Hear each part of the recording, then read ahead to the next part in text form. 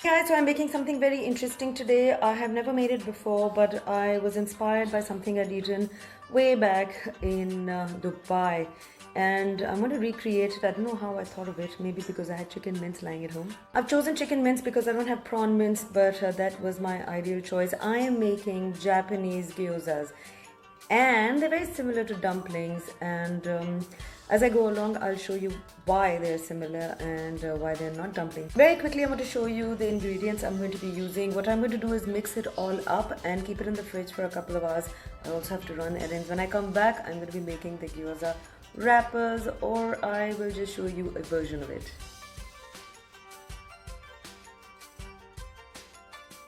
So here I have about 600 grams of chicken mince. I have washed it and I've made sure the water has fallen out of the strainer.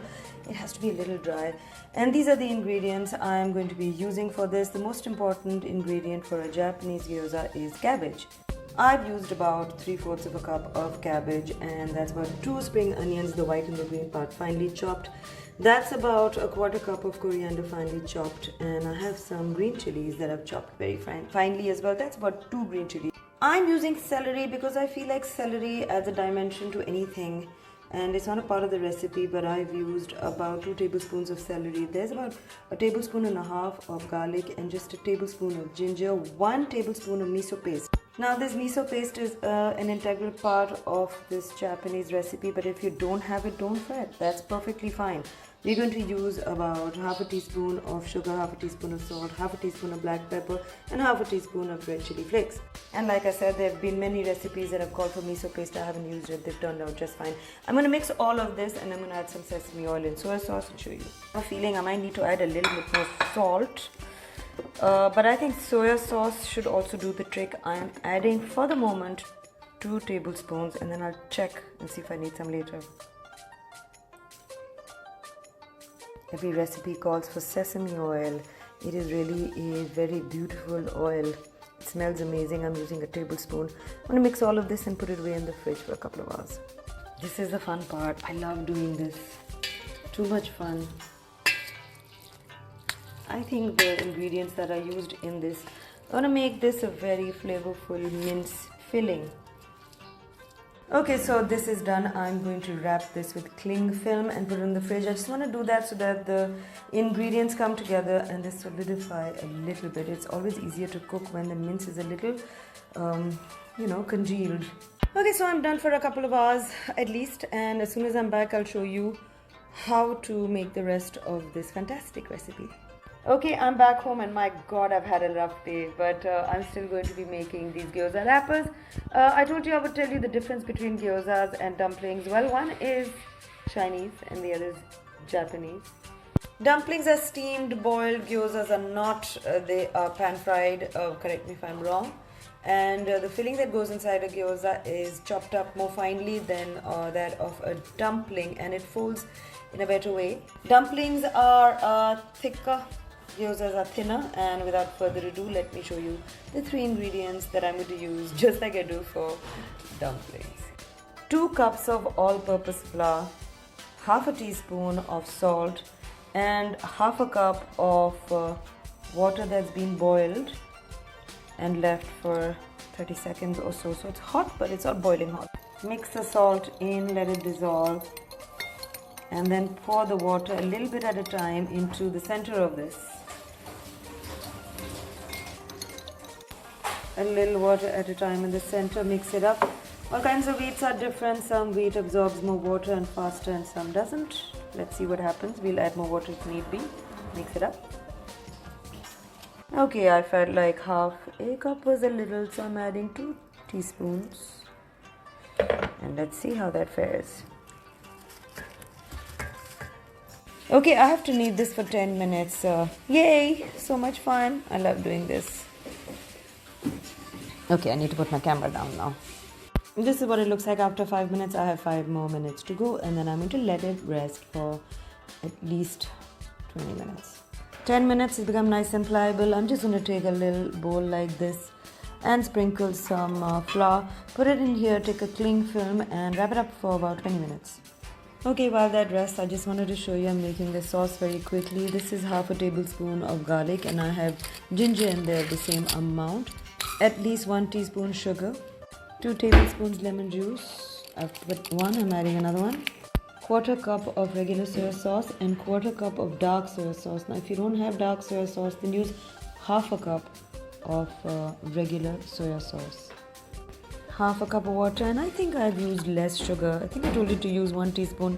Please use 2, because that's a lot of soy sauce. I'm going to add 1 bird's eye chili. Now this is a medium size. If you don't have this, either add red chili flakes, or if you want a slightly different flavor, you can add 1 green chili, very, very thinly sliced. I de-seeded that, and it was so easy to de-seed it because I had frozen these red chilies. So what happens is when they go soft, it separates completely. So freezing red chili like this is a great idea. I'm going to boil this now.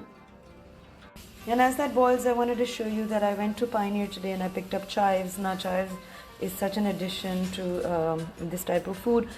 I just got lucky. You don't always get chives, but you can use spring onions for this too, or if you have, then you can also use leeks. Okay, just gonna cut this thinly, and right when the sauce is ready and the gyozas are ready, I'm going to garnish that with chives, sliced cabbage and some coriander. So let's get ready for the wrappers, which I'm going to start in 10 minutes.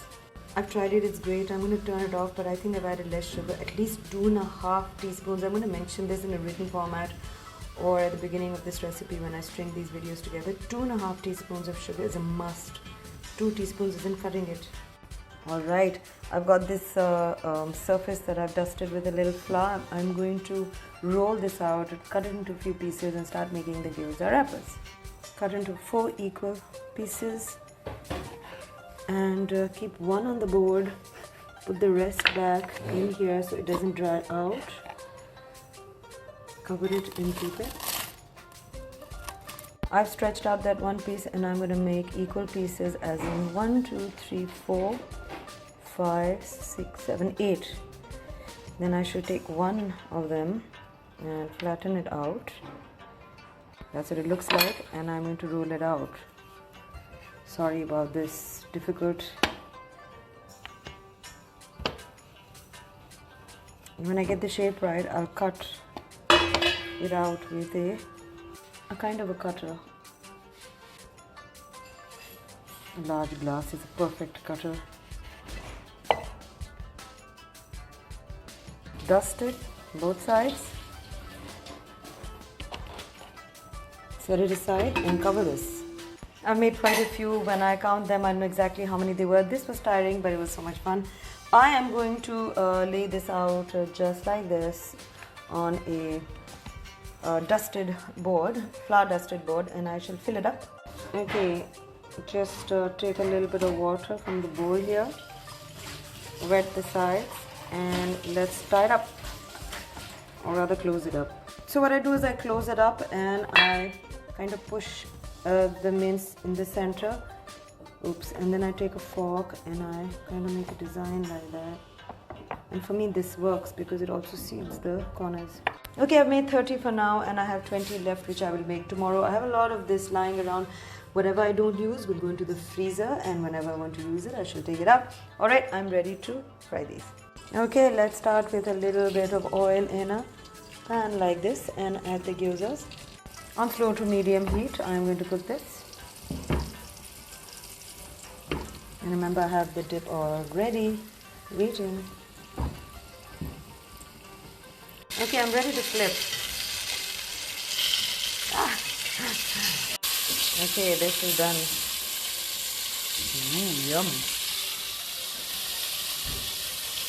Doing 10 at a time. Second lot is being done right now. These aren't supposed to be deep fried. They're a little like samosas, but you don't need to deep fry these. That's the best part. And guys, these are homemade, so even if the shape is a little different to each other, that's fine. Okay, time to garnish these. Just throw that around. Some chives. Or people actually pick up these chives and eat them. Or else you can put some in the dipping sauce too along with that. That is ready, and we are so starved that we can't even wait to take proper pictures. We have to eat this right now. I hope you guys like this recipe, and I hope you make it too with the leftover mince. We can do a lot of stuff. Maybe I'll think of something and tell you tomorrow. Thanks for watching. Good night, guys. Okay, so I made these yesterday and I stuffed about 30 pieces, And then I had some left over, and I realized something, that when I prepare these and put them in the fridge, they become a little harder and easier to stuff. And to all those people who watched my story yesterday, and I shall add this later on, so basically 600 grams of mince chicken was too much, 300 grams would do, so use exactly half the recipe I showed you earlier to make 50 pieces of wontons or dumplings or gyozas. And many people have asked me what I shall do with the leftover mince. I can either make spring rolls because I have samosa patti and spring roll patti at home, or I can make these into Asian style burgers, or I can make them into little meatballs and add them to a noodle soup. Now those are great ideas, guys. Try them. And हमारे समोसे तैयार हो गए हैं और हमें बहुत मज़ा आ रहा है. I'm so thrilled that I made these samosas. Now I am thinking whether to make these into Asian style burger patties or roll them up into meatballs and freeze them. और हमारे meatballs भी तैयार है, and I've put this into a box. Just going in the freezer. Sorry, I thought.